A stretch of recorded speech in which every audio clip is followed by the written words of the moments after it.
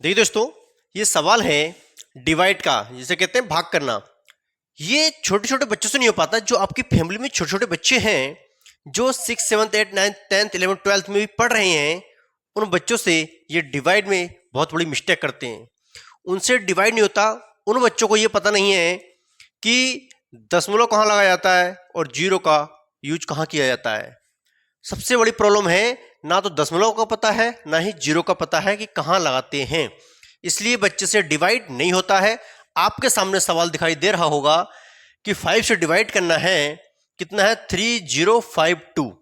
ठीक, अब देखते हैं कि इसको डिवाइड करते हैं और आपको हम बताएंगे कि पॉइंट कहाँ लगाया जाता है, जिसे कहते हैं दशमलव, और जीरो कहाँ लगाया जाता है। सबसे बड़ी समस्या का हल आज होने वाला है, समाधान मिल जाएगा। ठीक है, ध्यान से देखिए। अगर वीडियो को पूरा नहीं देखेंगे आप तो ये अधूरा रह जाएगा, ये ध्यान रखना। इस वीडियो को पूरा देखिएगा, जिससे कि आपकी फैमिली में छोटे छोटे बच्चे हैं वो सीख जाएं। उनको दिखाइएगा वीडियो, और हो सकता है जो आप भी देख रहे होंगे इस समय, जो बच्चे स्टूडेंट्स देख रहे हैं, तो वो भी ध्यान से एकदम फोकस बना के देखिएगा। ये छोटे से सवाल बहुत बड़ी समस्या पैदा कर देते हैं। चलिए करते हैं, सवाल को ध्यान से देखिएगा। 5 से इसमें डिवाइड करना है। आपको पता है 5 से हम 30 में डिवाइड कर देंगे, है ना। तो आपको पता है कि 5 छंगा 30 होता है। कितना होता है? 30। ठीक है दोस्तों, 5 छंगा 30। तो यहाँ हम 30 लिखेंगे। आपको पता है जब माइनस करोगे तो यहाँ घटाना है आपको, है ना। तो 30 में से 30 नहीं आएगा तो क्या आएगा? 0 आएगा। आगे डिजिट क्या है? 5। तो यहाँ आप 5 नोट कर लेंगे। ठीक है, अब जब 5 नोट कर लेंगे तो आपको पता है कि 5 का पहाड़ा 5 में ही डिवाइड करना है। तो 5 बन जा 5 होता है, 5 बन जा 5, मतलब 5 एकम 5। ठीक, अब आपको फिर माइनस करना है। 5 में से 5 नहीं आएगा तो फिर 0 बचेगा। आगे डिजिट क्या है? 2 है। अब आपको दिखाई दे रहा होगा कि 5 का पहाड़ा 2 में नहीं जाएगा। तो आपको पता है सबसे पहले कि 5 से 2 छोटी है, इसलिए 5 का पहाड़ा 0 में जाएगा कि 5 0 0। ठीक, आप जब 2 में से 0 घटाएंगे तो फिर 2 मिलेगा, और आपका अब आप यहाँ पॉइंट लगाएंगे।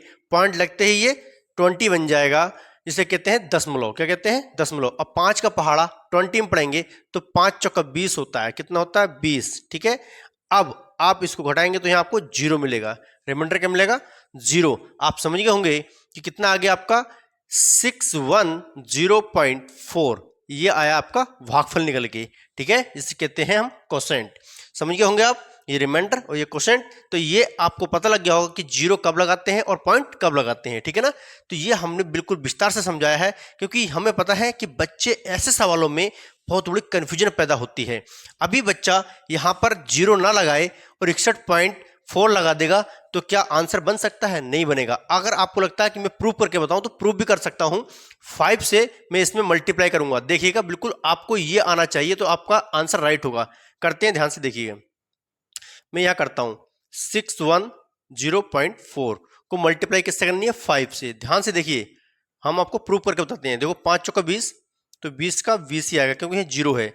अब 5 का पहाड़ा एकम पढ़ेंगे, 5 एकम 5। ठीक, और 5 छंगा 30।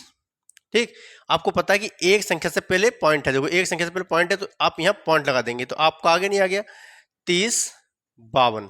ठीक, आप मुझे बताइए जो ये लिखा है वो ये लिखा है। ठीक है, तो सिद्ध हो गया, प्रूव करके बता दिया। डरने वाली बात बिल्कुल नहीं है। ठीक है, तो आपको पता होना चाहिए कि 0 कब लगाते हैं और पॉइंट कब लगाते हैं। ठीक है, चलिए दोस्तों, मिलते हैं नेक्स्ट वीडियो में। जय हिंद, जय भारत।